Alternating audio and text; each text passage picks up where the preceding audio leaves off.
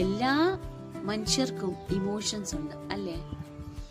നമ്മുടെ അടുത്ത് നമ്മുടെ സ്നേഹിതർ നമ്മളെ ഹേർട്ട് ചെയ്തിട്ട് പോകുമ്പോൾ നമ്മളെപ്പോഴും യൂസ് ചെയ്യുന്ന ഒരു വാക്കുണ്ട്, it's okay, I am fine.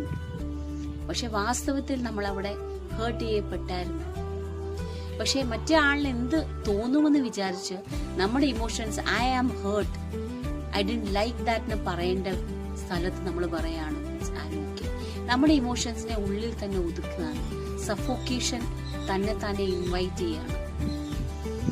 അങ്ങനെ സമൂഹത്തിൽ പലരുണ്ട്, പുറമേ ചിരിക്കും പക്ഷെ ഉള്ളിൽ അവർ ഞെരുങ്ങിക്കൊണ്ടിരിക്കുകയാണ്.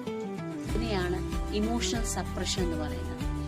മറ്റുള്ളവർ നമ്മളെ റിജക്റ്റ് ചെയ്യും, മിസ്അണ്ടർസ്റ്റാൻഡ് ചെയ്യും, നമ്മളെ മനസ്സിലാക്കില്ല, ഇതെല്ലാവർക്കും ഉള്ളതല്ലേ, ക്ഷമിച്ചാൽ കാര്യമേ ഉള്ളല്ലോ, അങ്ങനെ വിചാരിച്ചിട്ട് നമ്മുടെ ഇമോഷൻസിനെ ഉള്ളിൽ തന്നെ ആക്കി നിർത്തി എക്സ്പ്രസ് ചെയ്യാതെ പോകുന്ന കാര്യങ്ങള് ഒരിക്കലും ക്ലിയർ ആവുന്നില്ല. അത് അൺഹെൽതി മാനേഴ്സിൽ അത് പുറത്തോട്ട് വരും. എങ്ങനാണ്?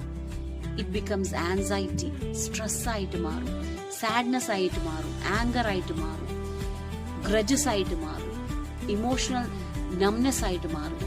ഒരു മോമെന്റിന് വേണ്ടി ആ സംഭവത്തിൽ നമ്മൾ രക്ഷപ്പെടും. പക്ഷെ നമ്മൾ ആ എക്സ്പ്രസ് ചെയ്യപ്പെടുവായിരുന്നെങ്കിൽ അപ്പോൾ തന്നെ ഹീലിംഗ് സംഭവിച്ചേനെ. ഒരു കാര്യം ഓർക്കുക, ക്രൈ ചെയ്യുന്നത് ഒരു വീക്ക്നെസ് അല്ല, സംസാരിക്കുന്നത് ഒരു കംപ്ലൈന്റ് അല്ല, ഫീൽ ചെയ്യുന്നത് ഒരു ഫെയിലിയർ അല്ല.